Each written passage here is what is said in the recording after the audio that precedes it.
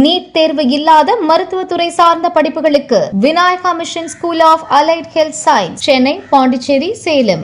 கர்நாடக முதல்வர் சித்தராமையா ராஜினாமா செய்ததை அடுத்து புதிய முதல்வரை தேர்வு செய்வதற்கான காங்கிரஸ் எம்எல்ஏக்கள் கூட்டம் நாளை மாலை 4 மணிக்கு நடைபெறும் என அறிவிக்கப்பட்டுள்ளது.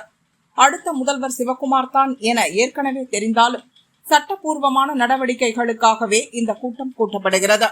இதற்கிடையே சிவக்குமார் தலைமையில் அமையும் புதிய அமைச்சரவையில் பங்கேற்க அவரது ஆதரவாளர்கள் எம்எல்ஏ, எம்எல்சிக்கள் இடையே கடும் போட்டி நிலவுகிறது.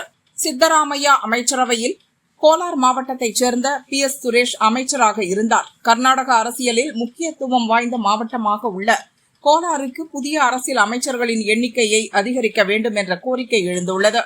Bangarpet MLA Narayanaswamy, Malur MLA Nanjegowda, Kolar MLA Manjunath ஆகியோர் தங்களுக்கு அமைச்சர் பதவி ஒதுக்க வேண்டும் என கோரி காங்கிரஸ் தலைவர் மல்லிகார்ஜுன கார்கேவுக்கு கடிதம் எழுதியுள்ளனர். எம்எல்சிக்கள் நசீர் அகமது, அனில்குமார் ஆகியோரும் தங்களுக்கு மந்திரி பதவி வேண்டும் என்ற கோரிக்கையை முன்வைத்துள்ளனர். இவர்களுடன் கோலார் மாவட்ட முன்னாள் தலைவர் சந்திரா ரெட்டியும் தனக்கு மந்திரி பதவி அளித்தாக வேண்டும் என குரல் எழுப்பியுள்ளார். கடந்த தேர்தலில் முலிபாகல் தொகுதியில் காங்கிரஸ் வேட்பாளராக களமிறங்கி தோல்வியடைந்த ஆதி நாராயணாவும் மந்திரி பதவியை எதிர்பார்க்கிறார். ஒரே மாவட்டத்தைச் சேர்ந்த 7 பேர் தங்களுக்கு மந்திரி பதவி வேண்டும் என வலியுறுத்தியுள்ளனர். இவர்களில் குறைந்தபட்சம் 3 பேருக்காவது அமைச்சரவையில் இடம் கிடைக்க வேண்டும் என்ற கோரிக்கையும் வலுத்துள்ளது.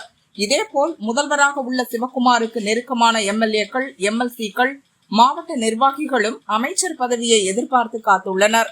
அதே சமயம் புதியவர்களுக்கு வாய்ப்பளிக்க வேண்டுமென்றால் சித்தராமையா தலைமையிலான அரசில் அமைச்சர்களாக இருந்தவர்களில் சிலரை கழற்றிவிட வேண்டிய கட்டாயத்தில் சிவக்குமார் உள்ளார்.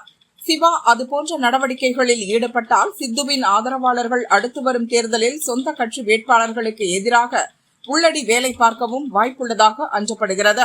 நீண்ட இழுபறிக்கு பின் சிவக்குமார் மாநில முதல்வராக உள்ளார். எனினும் அவருக்கு காத்திருக்கும் சவால்கள் ஏராளம் என அவரது ஆதரவாளர்களை புலம்பி வருகின்றனர். நாளை நடக்கும் எம்எல்ஏக்கள் கூட்டத்தில் கட்சியின் சட்டசபை கட்சி தலைவராக சிவக்குமார் தேர்ந்தெடுக்கப்படுவார். அதைத் தொடர்ந்து அவர் முதல்வர் பதவியேற்பார் என காங்கிரஸ் வட்டாரங்கள் கூறின.